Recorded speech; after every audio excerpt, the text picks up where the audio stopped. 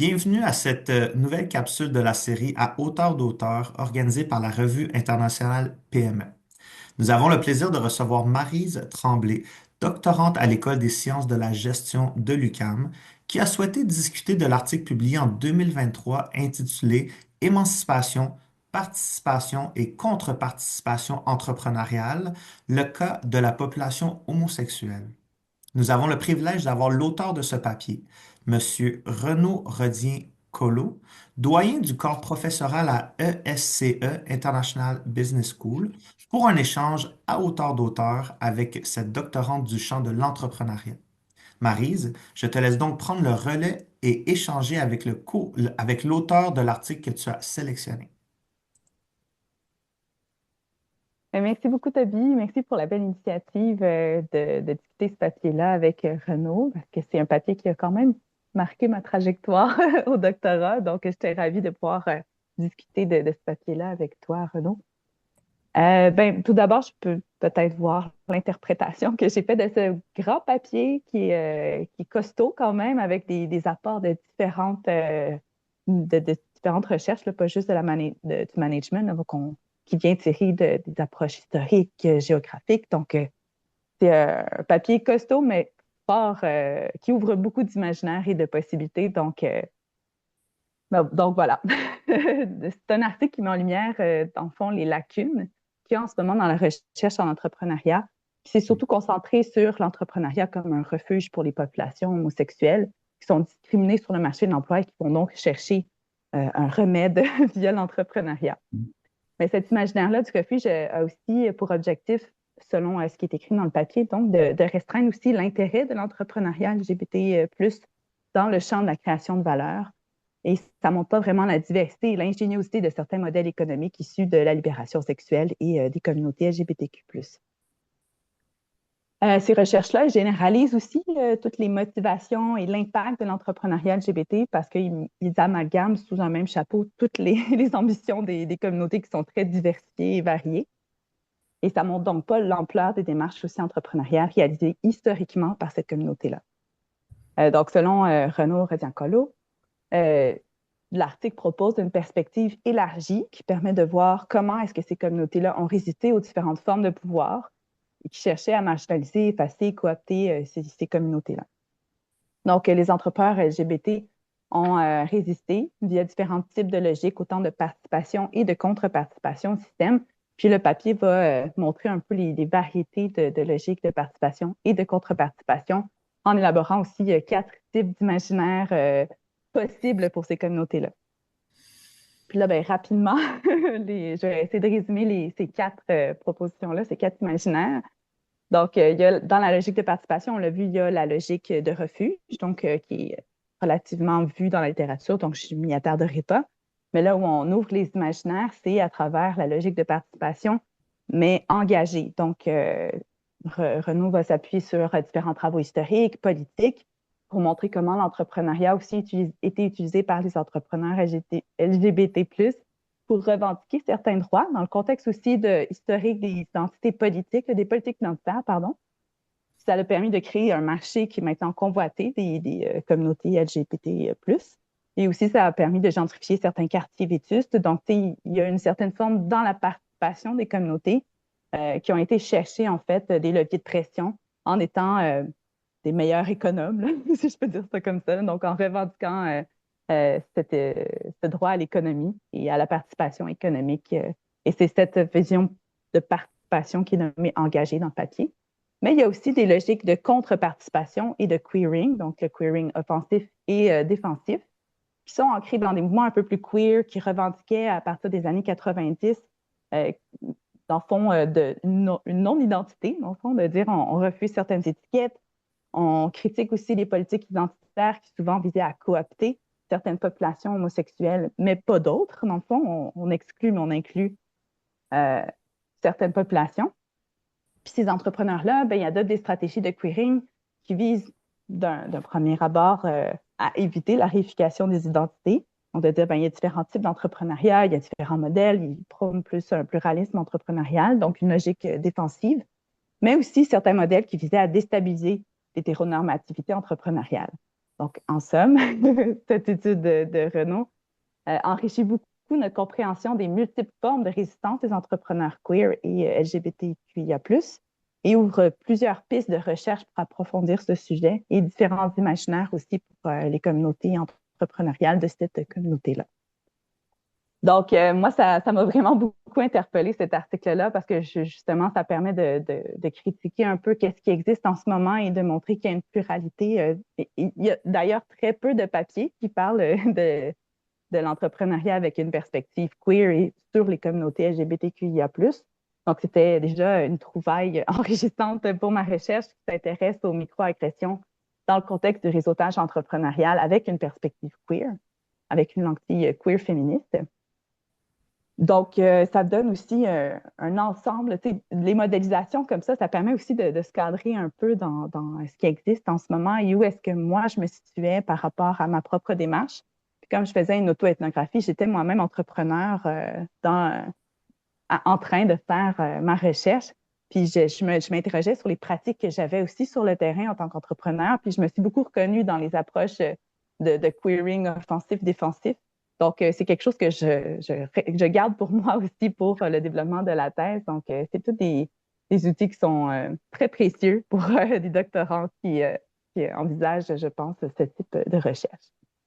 Puis c'est aussi très riche d'amener des perspectives autres que management à la recherche en management parce que justement, ça ouvre beaucoup de savoir et de possibles. Sauf que là, c'est ça.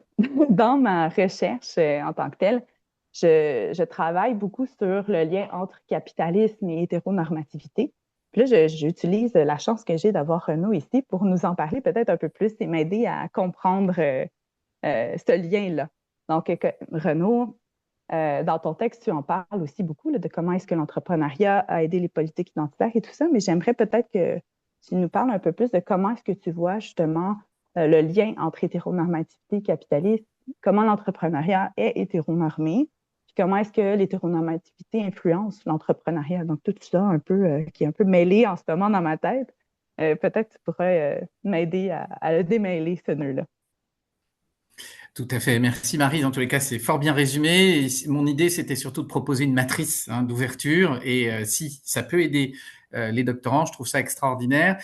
C'était aussi pour mettre de l'ordre pour moi qui voyais des contributions arriver avec peut-être un nombre réduit de chercheurs autour de cela.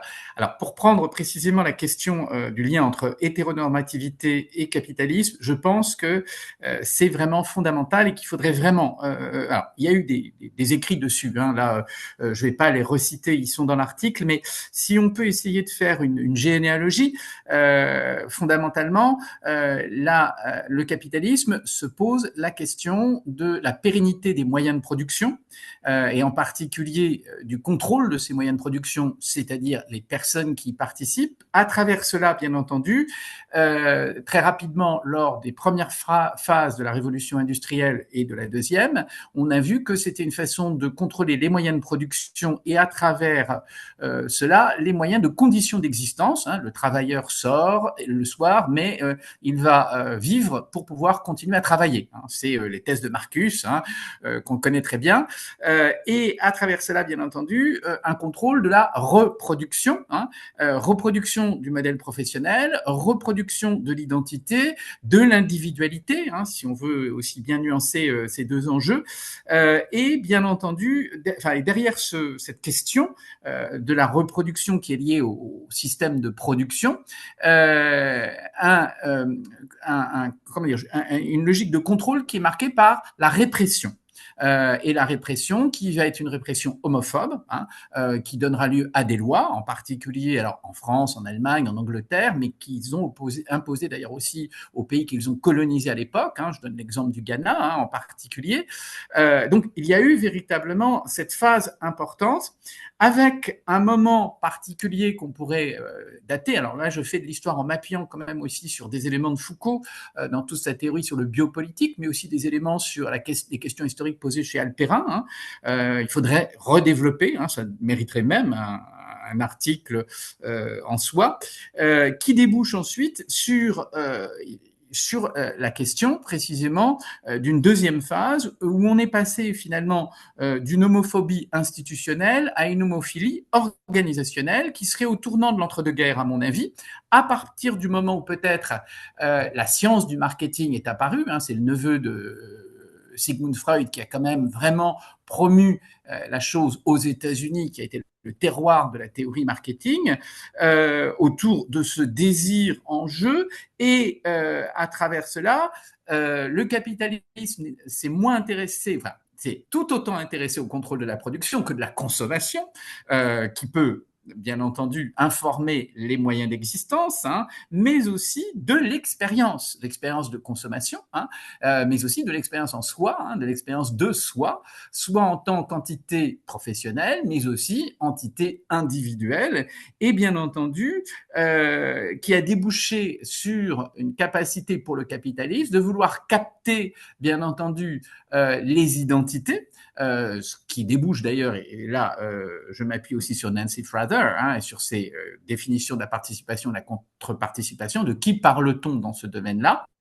Il y a bien entendu tout un travail peut-être de captation de l'identité et surtout, et y compris, des identités minoritaires qui paraît à l'issue de la Deuxième Guerre mondiale, avec un renouvellement du capitalisme. On ne peut pas parler encore de post-capitalisme, mais enfin on a une première dynamique capitaliste qui commence à avoir tellement mûri qu'elle peut s'étioler, qui va ensuite se régénérer à travers des éléments post-capitalistes. Et l'émergence de ce que j'appellerais, mais là vraiment pour cette capsule, c'est toi qui as vraiment inspiré la question, ce que j'appellerais l'homophilie organisationnelle. Alors c'est pas encore un terme utilisé aussi, donc je pense qu'il faut en parler, il faut en discuter. Alors, comment l'entrepreneuriat se situe par rapport à ça? L'entrepreneur est quand même, dans la dynamique capitaliste, celui qui rassemble les capitaux quand même pour être capable de produire la valeur. Il est donc l'unité de contrôle, contrôle de la production, contrôle des moyens d'existence, contrôle de la consommation et bien entendu contrôle de l'expérience. Système de contrôle qui se rabattent quand même sur l'entrepreneur qui, bien entendu, à un moment où, et là on reprend un peu les éléments que j'ai travaillés, à un moment où la culture économique a été plutôt une culture d'homophobie institutionnelle, il s'est agi pour l'entrepreneur soit de s'échapper d'une culture organisationnelle qui l'étouffait, c'est l'entrepreneuriat comme refuge, soit au contraire de renverser le marché, renverser les logiques de consommation en disant il y a une demande homosexuelle sur le marché, une demande LGBTQ. Alors à l'époque, quand j'utilise le terme homosexuel, c'est que j'imagine des choses pendant l'entre-deux-guerres, donc je prends le terme dans son historicité. Mais il y a eu la prise en compte de cela avec tout un tas de ghettos qui se sont mis en place, d'activités, de chaînes économiques qui se sont mises en place et dans lesquelles sont apparus des entrepreneurs qui ont réellement émergé comme des acteurs économiques à travers Stonewall, à travers un certain nombre de mouvements de libération LGBTQ des années 60-70 dans les pays occidentaux très industrialisé. Il faut aussi être très clair là-dessus. C'est la limite peut-être de ce modèle, mais on pourrait se poser la question du capitalisme et de son maintien de l'hétéronormativité. Encore aujourd'hui, elle est très présente, elle est très agissante et elle est agissante tout à la fois dans son aspect que j'appellerais dynamique, productif, mais aussi dans son aspect précisément absorbeur de la substance de la culture entrepreneuriale homosexuelle, puisqu'on peut retrouver un certain nombre d'idées, de projets entrepreneuriaux issus de la libération sexuelle et de la communauté LGBTQ des années 60-70 dans des grands projets organisationnels, à tel point, je le montre à un moment, c'est que tout ce qui fait la spécificité peut-être de la culture homosexuelle est absorbé aujourd'hui par les applications de rencontres Tinder, Grindr, qui détruisent précisément les bars, les lieux de rencontre, les lieux de sociabilité, les fêtes même. On a vu aussi une sorte de chute là-dessus. On l'avait constaté dans un article qu'on avait écrit avec un collègue préalablement. C'est-à-dire que le capitalisme absorbe pas simplement pour, comme le dit Bucciarello, pas simplement pour rendre compatible l'identité LGBT avec l'organisation, mais aussi absorbe des modèles économiques et des possibilités économiques vis-à-vis desquelles la communauté homosexuelle se doit de réagir et de proposer des modèles économiques alternatifs. Alors, c'est ça qui m'a mis sur la piste de participation contre participation. C'est là où il a fallu véritablement déclarer le capitalisme comme un ennemi, en quelque sorte, mais aussi un challenger qui permet précisément d'explorer les zones du queering que tu as évoquées préalablement. Voilà. C'est super intéressant. Merci. C'est toute la richesse de ton, j'imagine, d'un parcours en histoire ou quelque chose où on dirait que tu connais tout, tous les éléments historiques. Loin de là, j'aimerais relire des textes, lire plus Alperin, la difficulté à construire une histoire, et une histoire d'abord des individus, des minorités, et une histoire des minorités économiques. C'était un peu l'ambition initiale du projet. Et qu'est-ce que vivent ces minorités? C'est important puisqu'on vient à la question de l'expérience et aussi de la microagression que le capitalisme tient à contrôler. C'est-à-dire, je pense qu'il va jusqu'à vouloir contrôler peut-être les phénomènes de perception de la microagression que les gays dont les gays et les lesbiennes font l'expérience lorsqu'ils deviennent entrepreneurs, à tel point qu'on a un très beau texte de Remens que je dois citer, où en fait, on voit chez un certain nombre d'entrepreneurs qui ont choisi, enfin de LGBTQ anglais qui ont choisi la piste entrepreneuriale, des réactions hétéronormatives par protection, mais aussi peut-être par manducation, absorption en fait d'une hétéronormativité répressive, d'une homophobie institutionnelle voulue par le capitalisme. Oui, parce qu'on voit aussi dans la littérature toute cette mythologie-là de l'entrepreneur comme étant un homme hétéro, blanc, riche. Dans le fond, il y a comme une espèce de mythologie qui fait en sorte que d'autres personnes qui ne fitent pas dans ce modèle-là, ben, se reconnaissent pas ou du moins sont moins légitimes dans l'écosystème entrepreneurial parce que ça ne répond pas. Donc, l'article de Rumens qui parle justement comment est-ce que ces entrepreneurs-là reprennent une posture relativement masculine et qui rejettent même parfois certaines féminités de la culture homosexuelle. C'est ça, c'est comme une régulation qui vient plus de façon micro et insidieuse, là, peut-être, au niveau des microagressions pour recontrôler les corps dans certains recadrer, recontrôler, oui, c'est ça, c'est ça, recontrôler, recadrer, et d'une façon subtile, de plus en plus subtile. C'est ça qui est aussi passionnant d'un point de vue sociologique. Oui. Tout à fait. Puis là, je voulais amener un peu l'idée sur le queering plus particulièrement, parce que dans ton texte, tu dis que c'est peut-être justement les éléments qui sont le moins explorés en ce moment dans la littérature et que tu as même un peu inventé, ou du moins tu as créé des concepts pour pouvoir les nommer et les mettre dans ton modèle.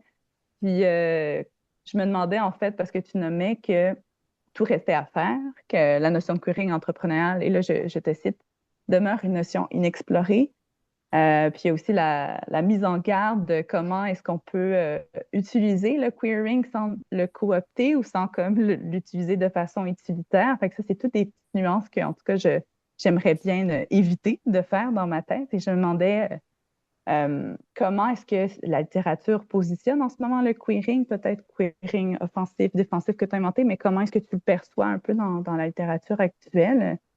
Puis, c'est quoi si tu dis qu'il faudrait qu'on réfléchisse les postures qui leur sont propres, fait que je me demandais si tu pouvais un peu élaborer sur ces éléments-là pour que moi, je puisse positionner ensuite dans la littérature ce que je suis en train de faire et comment est-ce que c'est... tu peux expliquer comment on pourrait explorer ces dimensions non explorées dans ce programme de recherche-là? Alors, le queering, là, je vais rien apprendre à qui que ce soit. Le queering est apparu en réaction précisément à une homonormativité qui s'était imposée dans le cadre des luttes, et en particulier ce qui a pu déboucher, par exemple, sur les modèles des moustachus, barbus, musclés des années 70-80, et qui a débouché ensuite au niveau des hétérosexuels sur le métrosexuel. Il y a eu quand même des effets et des impacts dans les modes et les formes de représentation de ce qu'était le masculin, qui n'ont pas été nuls, d'une façon ou d'une autre. Toutefois, on va parler ici de culture homonormative. Le queering est une réaction à l'homonormativité qui est l'aboutissement pour moi en entrepreneuriat, de l'entrepreneuriat comme refuge et de l'entrepreneuriat comme participation politico-économique qui a débouché, elle, sur le mariage LGBTQ+, d'une façon ou d'une autre. Mais malgré tout, on sait très bien, le débat autour du mariage a laissé aussi un goût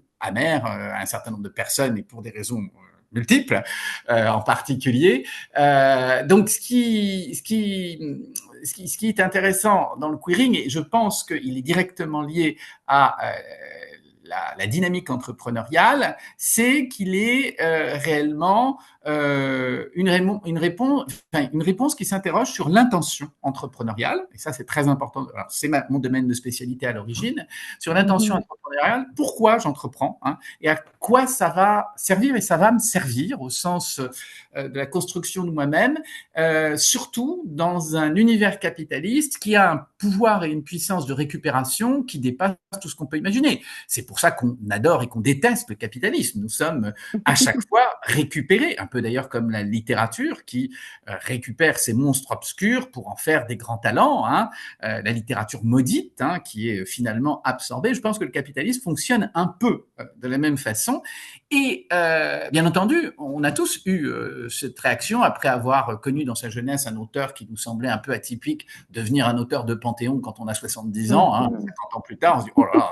Quand même, là, on exagère, c'est du grand n'importe quoi, mais il faut l'avoir entendu d'une façon honnête et le comprendre. Et dans le queering, je vois d'abord, alors, pour bien distinguer les éléments et revenir quand même sur la définition qui est une tentative. Et vraiment, j'aimerais éventuellement qu'on ait à un moment un panel et une discussion sur ces deux dimensions du queering. Vraiment, là, je vais essayer de me dégager d'un certain nombre de responsabilités, mais d'ici 12 à 18 mois, j'aimerais proposer ça dans une grande conférence internationale, enfin, à l'intérieur d'une grande conférence internationale, qu'on ait même déjà un premier panel sur cette réflexion, ce que j'appellerais les deux visages du queering entrepreneurial, qui, à mon avis, est l'actualité de l'entrepreneuriat dans la minorité LGBTQ, mais certainement au-delà. Ça, c'est un premier point. Là, j'ai essayé de parler au nom d'une certaine communauté, mais je pense que ça va bien au-delà d'une façon ou d'une autre, et que ce qu'on décrit par queering défensif, qui est une façon de préserver l'expression unique de la production professionnelle de soi, mais aussi de la production individuelle de soi, une façon peut-être de récupérer en fait quelque chose qui a pu être absorbé ou mainstreamisé, je ne veux pas utiliser le terme dénaturé, mais enfin banalisé en fait d'une façon ou d'une autre, pour être capable, ça, c'était aussi les éléments de preuve que j'avais essayé de relever à travers deux initiatives françaises, mais j'imagine qu'au Canada, vous avez des choses. Enfin, il faudrait faire un relevé de ces initiatives de queering défensif.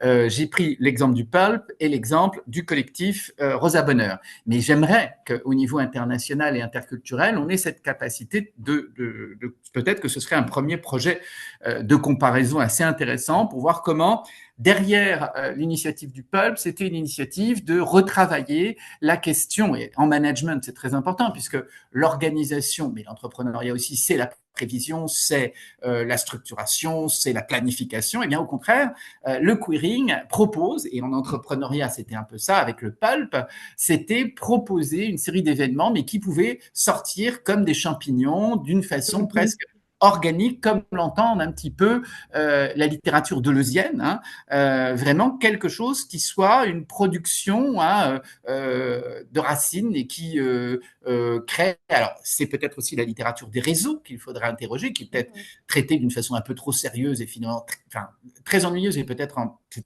partie un faux sens ou un contresens de vouloir y voir certainement toujours un désir d'exploiter les relations pour pouvoir faire réussir son business. C'est peut-être beaucoup plus compliqué que ça, et on le sait, d'une façon ou d'une autre. Donc, méfiance par rapport à la logique de la figure du réseau qui pourrait être un rhizome organique que certains modèles économiques développés par la communauté homosexuelle LGBT a pu précisément être extrêmement visionnaire, à mon avis, et qu'il faudrait être capable de décrypter dans d'autres initiatives nationales, mais aussi d'autres initiatives issues d'autres minorités. Je pensais en particulier à la culture afro à Paris, qui peut aussi avoir des choses extrêmement intéressantes à dire. Par contraste, le queering offensif, lui, ne cherche pas simplement la préservation ou la protection, il cherche à reproposer des éléments qui vont questionner précisément, qui vont re-questionner précisément des modèles d'affaires, mais, et c'était pas présent dans mon article, en le relisant, je me dis, oh là là, Renaud, tu as oublié quelque chose de grave, des modèles de leadership.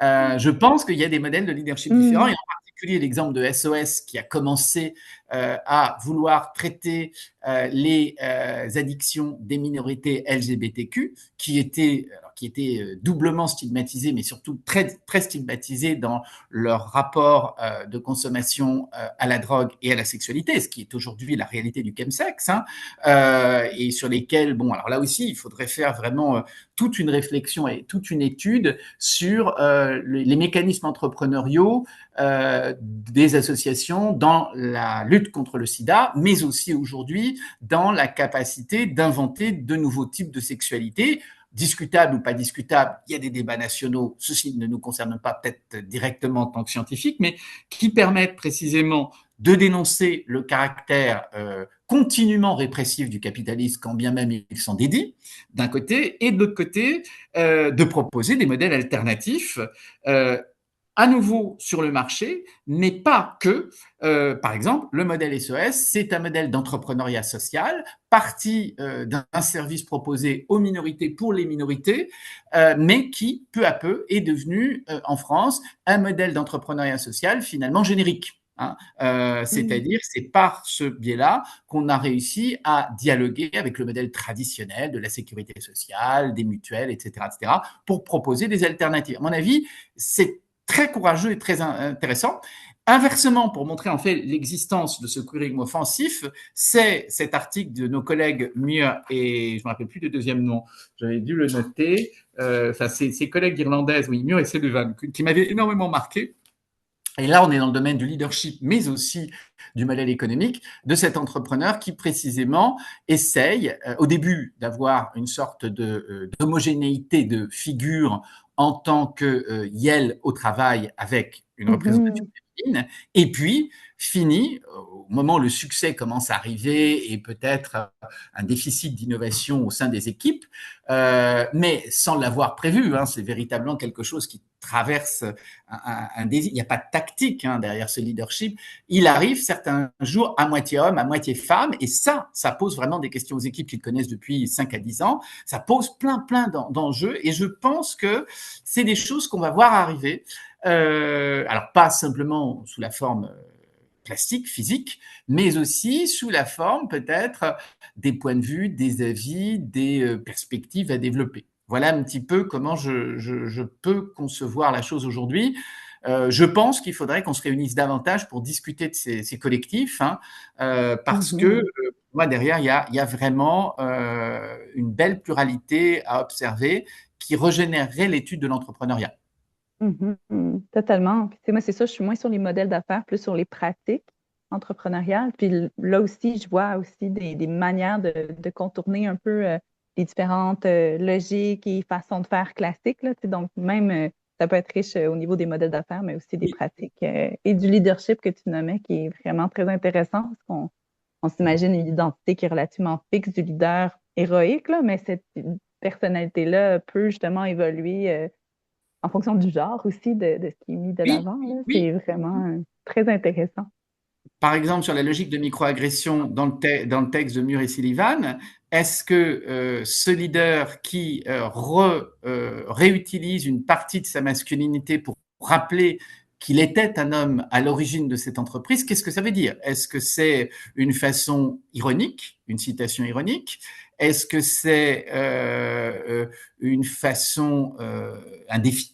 Est-ce que c'est une logique de prise en compte du dédoublement? Et la question aussi de la contribution de la culture LGBT à la culture économique, là où la culture économique est toujours en recherche du nouveau, de l'inattendu, de l'incroyable, de l'impossible. Bon, ça c'est la culture marketing hein, et la culture entrepreneuriale, les logiques de disruption. Peut-être que, et ça c'est Naz qui est très intéressant là-dessus, qui dit que la grande contribution de la culture homosexuelle à l'Occident, au moins, c'est de rappeler l'importance du même et du retour du même, qui peut être. Alors, il y a à titre d'exemple, il y a un très beau film qui est sorti dernièrement qui s'appelle Miséricorde en France et qui en parle beaucoup et qui est très décevant et tout à la fois Ah, très intéressant parce que précisément c'est une intrigue en province française où globalement, en fait, il n'arrive rien, si ce n'est un retour du même, mais très rigolo, enfin très avec beaucoup de rebondissements. Et je me suis dit, c'était vraiment une très belle métaphore de ce que Nas voulait essayer de dire. Alors au niveau sociologique et anthropologique, mais qui doit aussi se penser au niveau économique, parce qu'en fait, on sait très bien qu'on fait du neuf avec du vieux, et ce qu'on prétend être disruptif, finalement, n'est que la reprise d'une idée qui a été abandonnée et retravaillée 10, 20, 30 ans plus tard.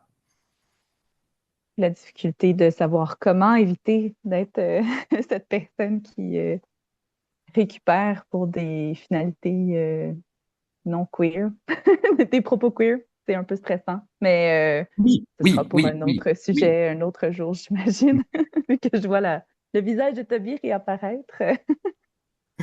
Ben, en fait, On est bien.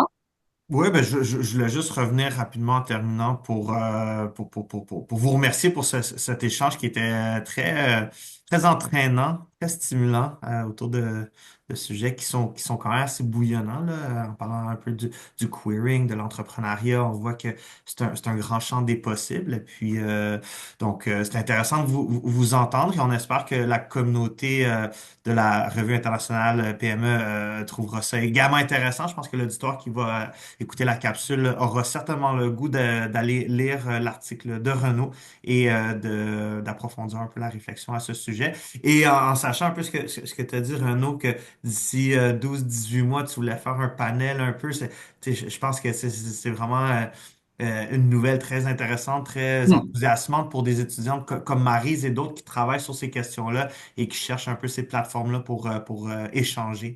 Je pense que ça, c'est quelque chose qui est également très bienvenu, qu'on aura entendu ici durant votre échange à hauteur d'auteur. Tu t'es commis, Renaud. Oui, oui, oui, oui, oui, oui, C'est oui. Non, non, enregistré. vraiment, il faut pas, il faut vraiment qu'on se donne des rendez-vous et qu'on y arrive. Ça peut se passer en Europe, au Canada, et même partout d'une façon ou d'une autre. Mais vraiment, j'y pense, hein, vraiment. Et moi, faire pas une assise, ce serait pas possible, mais au contraire, des premiers travaux peut-être de mise en perspective sur ces deux formes de queering, voir comment chacun s'affirme, et puis ensuite comment il communique, comment on passe de l'un à l'autre et pourquoi. Alors ça, c'est encore une autre question. Ça, c'est encore une autre histoire. Peut-être que je serai à la retraite à l'époque, mais bon, je continuerai quand même. Voilà. Tout à fait. Ben, dans tous les cas, je termine en vous remerciant au nom de la Revue internationale PME, Maryse Renaud, d'avoir participé à cet échange à hauteur d'auteur qui a été très dynamique et très intéressant. Donc, merci encore une fois. Merci beaucoup aussi, hein, c'est un Merci. exercice très très intéressant, vraiment, Et et ça m'a rappelé qu'il fallait quand même ouvrir la programmation, donc se lancer quand même tambour battant dans la réflexion des queries, sans oublier quand même l'histoire du refuge et l'histoire mhm, que je pense les querying peuvent reprendre et d'une façon très ironique et très intéressante. Et dans les microagressions, il y a un souvenir des figures du refuge et mhm. des figures de l'engagement politique, avec une nostalgie peut-être aussi, mais aussi une forme de vision un peu étonnée en se disant comment était-ce possible? Est-ce encore possible? C'est encore possible. C'est encore possible dans beaucoup de cultures industrialisées très récemment et pour lesquelles c'est arrivé si vite la présence de la communauté LGBTQ au sens de sa prise en compte comme action au niveau du capitalisme que il y a des répressions qui persistent, c'est clair. Tout à fait. Voilà. Donc, merci encore. À Je très termine vite. l'enregistrement. Et Maryse, tu me tiens bien au courant quand tu fais ta soutenance, hein, je serai suffragant, je veux bien être présent et être dans le public, il n'y a pas de souci. Génial. Super. Hein.